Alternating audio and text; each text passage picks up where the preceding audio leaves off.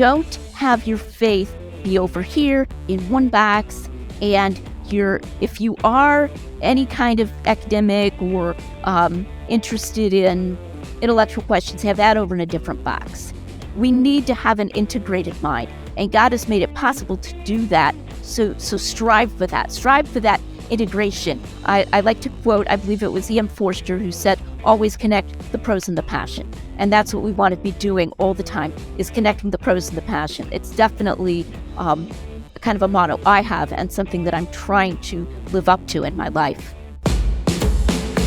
Unapologetic from Premier Unbelievable. Lydia, welcome to the show. Thank you so much for coming on.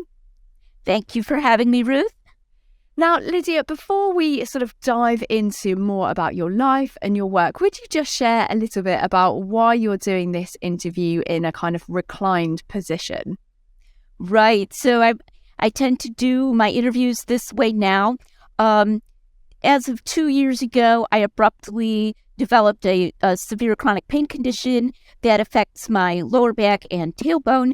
And I can walk, I can still walk, stand, and lie, but sitting normally is a real challenge. So God has been good. It's been a very tough time, and looks like it's going to continue indefinitely. So that's been a challenge to my faith, but it's been worthwhile in a sense. And I'm just glad that I can continue to do interviews like this one through the flexibility of hosts like yourself who are fine with this posture. Well, Lydia, I so appreciate you doing that. Thank you so much. And I'm so sorry to hear about that. We're going to talk a little bit more about, how you sort of experience God in the midst of all the struggle as we speak later on. But I do really appreciate that. And as I said, if you need to stop at any point, just let me know. That's not a problem. But really, thank you. Really appreciate you doing that. So let's go back, if you wouldn't mind, right to kind of the beginning of your life. I mean, what was your experience of God growing up, Lydia? Did you grow up in a kind of faith household? Yes, I was raised in a Christian household. I was raised Baptist, and I made a profession of faith in Jesus when I was just 4 years old, but I can remember it pretty vividly. And then, in a sense, God's working in my life to make me what, gradually more and more He wants me to be, paralleled the process of growing up. And yet, at the same time, I could definitely see that, God was working in and through that all that time, even though it kind of took the form of just becoming, less childish sometimes. And was there something in particular that happened when you were 4? Do you remember why it was that you kind of made that commitment for yourself? Or was it kind of just gradually taking on your parents' faith for yourself, do you think? Well, in that Baptist background, it was definitely emphasized that you needed to make a very conscious commitment. It was never like, you just are a Christian because we're Christians. It was definitely, it had to be personal. And so I believe that, when you're 4, you believe your parents, which I think is justified because that's the evidence that you have. And so I thought, well, I better do this. I want to commit my life to Christ. And so I did it when I was alone, though, at night, and then told my folks the next day. But it wasn't just gradual. And in fact, after that, I really nagged my pastor to baptize me because, Jesus said we're supposed to be baptized, but, Baptists are definite that you want to baptize only upon a true commitment. So I had to kind of convince him, even though I was so young. And were there any significant moments throughout the rest of your life where your faith grew in a particular way or sort of took on a new meaning, or perhaps it became more academic, that kind of thing? Yeah, I mean, it definitely became more academic, particularly after I met my husband, Tim, in Pennsylvania, where I went to college.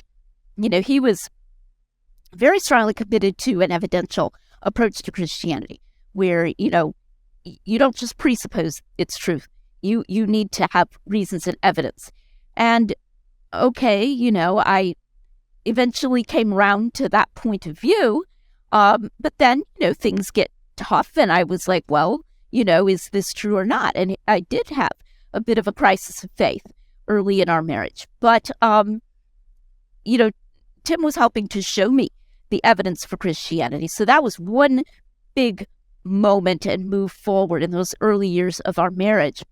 And then later, when we were writing together in philosophy, we were co-writing, we were actually tapped to write the article on the resurrection of Jesus, which came out in 2009 in the Blackwell Companion to Natural Theology. And that was a time when we began even delving further into the evidence for the reliability of the Gospels, both in that time and after that time, which is what brought me to eventually be writing in New Testament, while at the same time I've been publishing, both co-publishing with him and on my own, in probability theory and epistemology. Well, we're going to be hearing much more about some of your philosophical work over the next few episodes. But just going back to the beginning of your life again, you were adopted as a baby, weren't you? That's true. That is correct. And a baby. I was 7 months. So, I wouldn't have even known if they hadn't told me, but I was always told. And I think that worked well. And has that sort of experience of being adopted, has that shaped in any way the way that you think about God? I guess particularly, the biblical truth that we are adopted as children of God. Has that sort of shaped the way you think about God at all? It was definitely emphasized in my home that they had seen me, they had wanted me. And I think it shaped my ideas even more after I was an adult and got more information about, so I actually got in touch with my birth mother when I was 31 and realized various contingencies where, I almost wasn't born. I almost wasn't placed for adoption, these things that could have gone differently, and really realized how providentially, even though I was just a baby and obviously had no control over it, God was working and guiding my life. The other thing is that when I was a newborn, my face was asymmetrical, and it doesn't show as much now, but the medical knowledge wasn't as good at the time, and there was a concern that I might have Down syndrome. And they actually attempted to dissuade my adoptive parents from adopting me. They didn't like to place always disabled children for adoption. It was just a very different world there in the 1960s, but they said, no, we want her. And so then they adopted me, and then it turned out that, of course, I was, mentally fine. So that was a real, I think, image of what God has done, how he does not reject us for any disability, but loves us no matter what, unconditionally. Now, Lydia, you were a missions major at Bible College, and then your PhD is obviously in English literature. So how did you end up as a philosopher? Because that, I would imagine, is not the obvious route into philosophy, is it? It's a good question. Tim and I took our doctorates at the same time, he in philosophy, I in English. But I just turned out to be much more interested in philosophy. I mean, the bottom line, and I had one article published in English, and the editor published it sort of reluctantly, and in his acceptance letter made some sort of snide remark about the fact that I had used the phrase canons of evidence in my English literature article. And that was like a moment of revelation to me. He was considered quite a rigorous scholar. He was definitely not a postmodernist or anything. And yet he was sneering at the phrase canons of evidence. And I thought, this is not my field. I want to go into a more intrinsically rigorous field where nobody's going to sneer at the phrase canons of evidence. And then because Tim and I were working so much together, I was able to contribute substantially. I mean, when we co-wrote articles, I wasn't just, polishing the writing. I was definitely contributing to the ideas. We were doing that together. So I just became so interested in that. And then in philosophy, as in many other fields, when you submit articles, it's supposed to be blind reviewed. So fortunately, my status as being not having the degree in philosophy could not be used against me. You just went through this rigorous process of blind review, and if the article stood up to that process, it would be published. And that was how I ended up basically earning my place in philosophy by way of a list of publications, a publication record. And as you mentioned there, your husband, Timothy McGrew, is a philosophy professor. I mean, you must have some pretty interesting conversations at home, right? Pretty much all the time.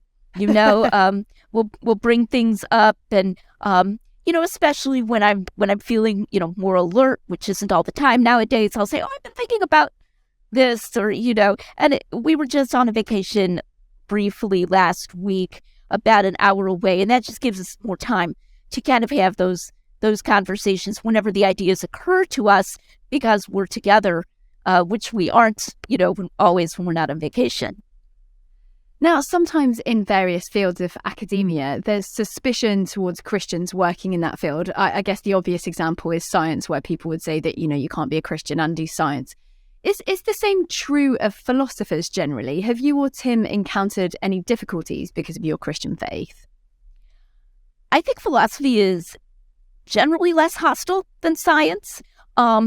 If you are in a department, which I'm not, a lot depends on what department you're in. Sure. And to what extent that is, respected. Does your respect depend on how good you are? It also depends on what aspect you go into. I would say one of the biggest suspicions would be just of someone who does philosophy of religion. Yeah. And so in that sense, I think it's worked out well that Tim was established as an epistemologist before he began working in the philosophy of religion. And then, of course, that I'm not in a department at all, so I don't have to care what anybody thinks. Basically, I'm very lucky, actually, that he is the breadwinner. So, yes, there is hostility. There's hostility to the philosophy of religion. And I would, maybe cannily counsel someone who's going into philosophy, pick a subfield where you can work and become respected, that doesn't absolutely depend upon your Christian faith, but that is not in conflict with it either. And do you think that being a woman in the field of philosophy has caused you any setbacks at all in a way that perhaps some of your male colleagues or counterparts haven't experienced? I don't think so. I haven't had as many opportunities to see whether that might happen because I haven't had to apply for a job. I would say on social media, perhaps, I've encountered a certain amount of what I would regard as sexism. But those were not philosophers. The worst, most egregious example was a theologian. So, you could take that, as what you like, but he implied that maybe my husband had really written the articles that are published under my name. Wow. That's probably the most egregiously sexist remark I've ever run into. But in general, I don't think it's been a problem at all. It's been a very fair field as far as that's concerned. Now, how did you get into apologetics? Because again, that's not necessarily the obvious route, but there are a lot of philosophers who do apologetics. But what was your route in, Lydia? Well, right from that very early time when Tim and I were very young, he was just intensely interested in apologetics. He was very much influenced by John Warwick Montgomery, who is an apologist, an evidentialist apologist. So we always had that at the background. But I think we really got into it when a friend challenged us to respond to a portion of Alvin Plantinga's book, Warranted Christian Belief, where Dr. Plantinga is kind of negative about the historical evidential case for Jesus' resurrection. And our friend said, you two are the ones who need to respond to this because he's doing probability and, nobody else is going to really know what to say. So we worked on something together on that. And then Tim actually presented that paper at a conference. And then we wrote together on that topic. And that brought us to the attention of William Lane Craig. And then he and J.P. Moreland asked us to write that article on the resurrection of Jesus. So that was kind of our road into apologetics. And then the next step was that Tim got a grant from the Templeton Foundation to investigate the history of apologetics going all the way back to the 1600s. And so then he was bringing some of those old arguments to me, like undesigned coincidences that we'll talk about in another show. Yeah. And that really, I was fascinated. We were both fascinated. And that was when I began really researching and writing in New Testament studies. And is there a particular area of apologetics that is most exciting to you, would you say? I'm not as excited about a priori arguments for the existence of God, though I'm familiar with them. I'm really most excited about the historical argument, the historical evidence of God's acting. And one way I like to put it is that, when I got to know my husband, it wasn't by having a priori arguments that a person named Tim McGrew existed. It was because, he opened the door of my practice room where I was practicing the piano and stuck his head in and complimented me on my playing. So in the same way, we know God most clearly and most vividly through the things he has done in history. And so that to me is the most exciting area. And so I suppose that for you would be the most compelling apologetic argument. I mean, is there anything in particular that would convince you if you were a skeptic? Is there kind of one thing that you could pull out that you think would convince you, or is it kind of a plethora, cumulative argument, do you think, for you? Well, skeptics come in many, many shapes and sizes and are influenced by different things. I think there probably are skeptics who would be more influenced by things like the Kalam cosmological argument or something like that. And who would have their skepticism sort of cracked open psychologically. So we need to make a distinction between what's psychologically most important to someone and the epistemological strength of something. Maybe a skeptic does need to hear first some of those arguments that challenge his naturalism. But maybe another skeptic is going to be really impressed more by the historical argument. So we need to be careful not to treat those as epistemological matters if they're more rhetorical matters. I think we need to keep those separate, but then try to be alive to where a particular audience is coming from. What do you think is the one apologetic question, or perhaps it's many, that you feel like you have personally struggled with the most? The problem of evil. Unequivocally, the problem of evil. And from a variety of aspects. So, for example, one is, why does God allow children to be influenced for evil? Why does God allow sex trafficking? Why does God allow little children to come upon pornography on the internet and have their minds damaged when they're still so young? And there are just evil people out there who do evil things to the innocent that could actually keep them from knowing God all their lives because they've been damaged when they're so young. That has really been a vivid struggle for me. And then also just in the pain that I've had in the last 2 years. God, I'm trying to serve you. I'm trying to help you. Why are you allowing this? Because it feels like a hindrance. So I would say unequivocally the problem of evil. And I do think there is an evidential problem of evil. I don't think it's something that we can just say this has no force at all. And so I'm just really grateful that I believe the evidence is so strong that you can have evidence in both directions. This is a probabilistic matter, and that, thank God, he's not left himself without witness, so the positive evidence can overwhelm and overpower that. So do you think that's the way you reconcile that difficult question, by looking at the positive evidence, or is there kind of more of a personal answer to the problem of pain and suffering as well, do you think, that you've experienced in your own life? Well, there definitely are other answers that I think are relevant, like free will, the fall. I believe there was a historical fall. The need for a backdrop of natural law against which miracles can stand out. So if God was just causing all the bullets that somebody shoots to go off in some other direction all the time and preventing all evil, then we wouldn't have that value of a natural order. So there are all kinds of arguments and responses, and I think these are all relevant. But ultimately, I think there is going to be some residual negative point to the problem of evil, and at that point, I would emphasize that positive evidence, and I would also emphasize the fact that whatever evil does in the world, God has not held himself aloof from it. He has come among us, and he has suffered as man. And so the cross followed by the empty tomb is ultimately the strongest answer to the problem of evil. And I suppose with a lot of these questions, for you, it's the problem of evil. I would imagine that's the case for a lot of people listening as well.